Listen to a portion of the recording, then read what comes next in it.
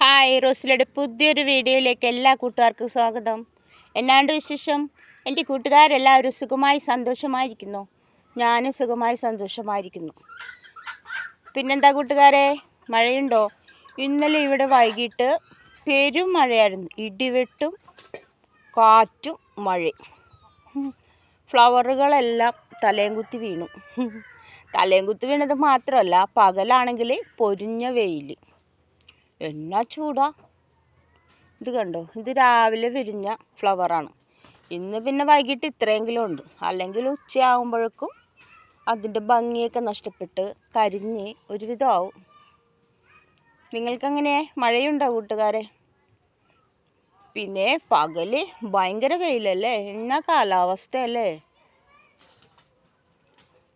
പിന്നെ എന്താ വിശേഷം? ലീഫുകളൊക്കെ വന്നോ ചെടിക്കുട്ടികളുടെ? എൻ്റെ കുഞ്ഞുങ്ങളുടെ ലീഫ്, ചിലതുങ്ങളുടെ ലീഫൊക്കെ വന്നു. ഇത് കണ്ടോ നിങ്ങൾ, തളിർപ്പൊക്കെ വരുന്നുണ്ട്. ചിലതുങ്ങൾക്ക് വന്നിട്ടില്ല. ചിലതുങ്ങൾ ഇങ്ങനെ ഇത് കണ്ടോ പൊഴിഞ്ഞ് പൊഴിഞ്ഞ് നിൽക്കുന്നു. കണ്ടോ, മിക്കതിനും വരുന്നതേ ഉള്ളൂ. ഇതിനൊക്കെ ലീഫ് വരുന്നതേ ഉള്ളൂ. നമ്മൾ വരുന്നതനുസരിച്ച് സ്പ്രേ ചെയ്ത് കൊടുക്കുക. സാഫ് സ്പ്രേ ചെയ്യുക, നീം ഓയിൽ സ്പ്രേ ചെയ്യുക, പറഞ്ഞ കാര്യങ്ങളൊക്കെ ഉണ്ടല്ലോ. ഇത് കണ്ട യെല്ലോ ലീഫ് കണ്ട എത്ര ക്ലീനാക്കിയാണെന്ന് അറിയുമോ? ഇന്നലെ ഞാനൊന്ന് നോക്കിയില്ല എൻ്റെ കുഞ്ഞുങ്ങൾ. ഇന്നലെ ഞാൻ ഹോസ്പിറ്റലിൽ പോയായിരുന്നു. അതിൻ്റെ അടയാളമാണ് ഈ കാണുന്നത്. ഒരു ദിവസം 2 ദിവസം നോക്കിയില്ലെങ്കിൽ നമ്മുടെ ചെടിയുടെ ചുവടുകളും ചെടികളും എല്ലാം വൃത്തികേടാവും. എപ്പോഴും ക്ലീൻ ആയിരിക്കണം കേട്ടോ. എനിക്ക് എൻ്റെ ആരോഗ്യ പ്രശ്നം കാരണം എന്നും ക്ലീനാക്കി വെക്കാൻ പറ്റുന്നില്ല. 1-2 ദിവസം ഞാൻ ഓഫായാൽ ചെടികളുടെ കാര്യം വീണ്ടും അവതാളത്തിലാവും. നിങ്ങൾക്ക് സമയമുള്ള കൂട്ടുകാർ എല്ലാ ദിവസവും ക്ലീൻ ആക്കണം കേട്ടോ. ഇല്ല എങ്കിൽ ഒരു 2 ദിവസം 3 ദിവസം കൂടുമ്പോൾ ക്ലീൻ ആക്കണം കേട്ടോ. പിന്നെ ഒത്തിരി നല്ല വെയിലുകളുള്ള കൂട്ടുകാരില്ലേ, എന്നുവെച്ചാൽ എല്ലാവരും പറയുന്നുണ്ട് വെയിലത്ത് ഫ്ലവർ പോകുന്നു, ചെടികൾ വാടി കുരഞ്ഞു നിൽക്കുന്നു.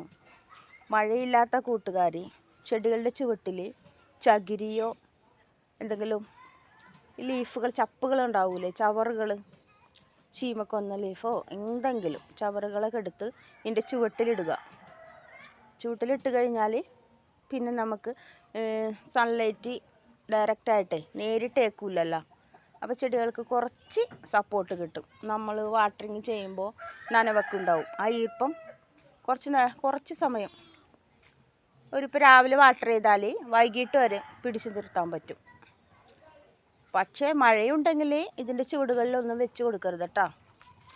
ഫംഗൽ ബാധ വരും. അത് നിങ്ങൾ ശ്രദ്ധിക്കണം, നിങ്ങളുടെ അവിടെ എങ്ങനത്തെ കാലാവസ്ഥയെന്ന്, എന്നിട്ട് വെച്ച് കൊടുക്കണം. പിന്നെ ചെടികളുടെ ഈ പോട്ടിൽ നട്ടേക്കുന്ന ചെടികൾ എപ്പോഴും ചുവട് ക്ലീനാക്കി കൊടുക്കണം. ചുവട് ഒന്ന് അനക്കി കൊടുക്കണം. ക്ലീനാക്കി എന്ന് വെച്ചിട്ടുണ്ടെങ്കിൽ ചുവട് ഇങ്ങനെ കമ്പിയോ എന്തെങ്കിലും വെച്ച് ഇളക്കി കൊടുക്കണം. ഇളക്കി കൊടുത്തിട്ട് ചാണകപ്പൊടി ഇല്ലേ കൂട്ടുകാർ, ചാണകപ്പൊടി നൈസായ പൊടിയിൽ ഒരുവിധം കട്ടയിട്ട് തന്നെ ഇട്ടോ.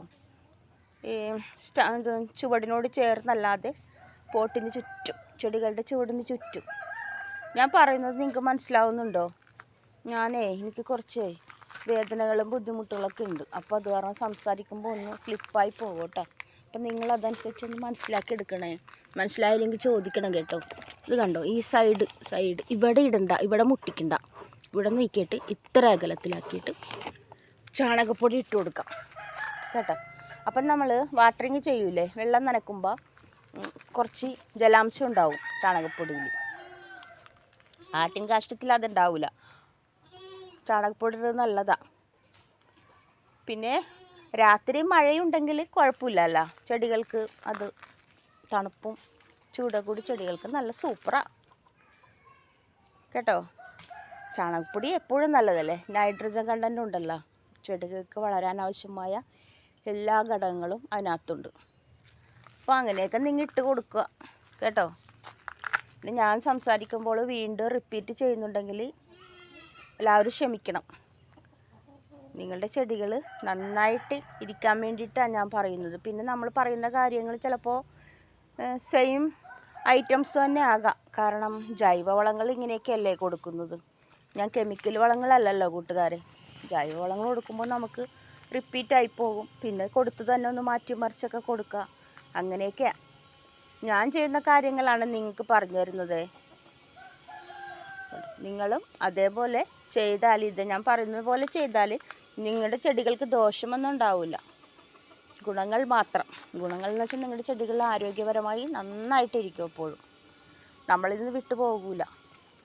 കെമിക്കൽ വളങ്ങൾ കൊടുത്തു തന്നെ പെട്ടെന്ന് ആർത്തലിച്ച് വരും. ഒത്തിരി ഫ്ലവറുകളൊക്കെ ഉണ്ടാവും. പക്ഷേ അതിൻ്റെ കാര്യത്തിൽ കുറച്ച് കഴിയുമ്പോൾ ഒരു ആകുമായിരിക്കും.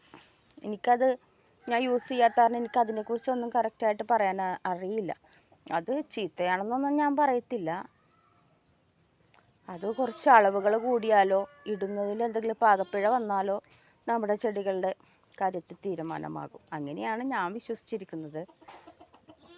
നമ്മുടെ ജൈവവളങ്ങൾ ചാണകപ്പൊടിയോ ആട്ടുംകാഷ്ടോ വെർമി കമ്പോസ്റ്റോ കിച്ചൺ കമ്പോസ്റ്റോ എന്തെങ്കിലും കുറച്ച് കൂടിയാലോ ഒന്നും ഒരു പ്രശ്നമില്ല. നമ്മുടെ ചെടികൾക്ക് നല്ലതാണ്.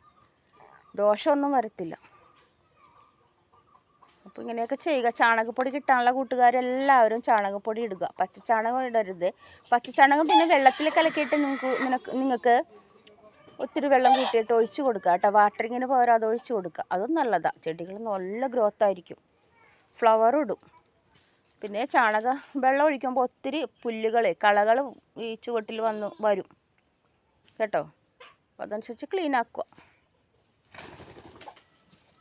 കേട്ടോ കൂട്ടുകാരെ. അപ്പോൾ എൻ്റെ കൂട്ടുകാർക്ക് എല്ലാം മനസ്സിലായെന്ന് ഞാൻ കരുതുന്നു. എന്തെങ്കിലും ഡൗട്ടുണ്ടെങ്കിൽ നിങ്ങൾ ചോദിക്കണം കേട്ടോ. എൻ്റെ കൂട്ടുകാർക്കെല്ലാവർക്കും നല്ലൊരു ദിവസം ആശംസിക്കുന്നു. നമ്മുടെ ഈ കൊച്ചു ചാനൽ സപ്പോർട്ട് ചെയ്ത എല്ലാ കൂട്ടുകാർക്കും ഒത്തിരി നന്ദി. പുതിയ കൂട്ടുകാരാരെങ്കിലും വീഡിയോ കണ്ട് ഇഷ്ടമായാൽ പ്ലീസ് സബ്സ്ക്രൈബ് ചെയ്ത് സപ്പോർട്ട് ചെയ്യണേ. നിങ്ങളുടെ ഒരു കുഞ്ഞ് ലൈക്ക് അടിക്കാൻ മറന്നു പോരുതേ. നിങ്ങളെൻ്റെ കൂടെ തന്നെ വേണം കേട്ടോ. അപ്പോൾ വേറൊരു വീഡിയോയിലൂടെ കാണാം കൂട്ടുകാരെ. Okay, tata, by.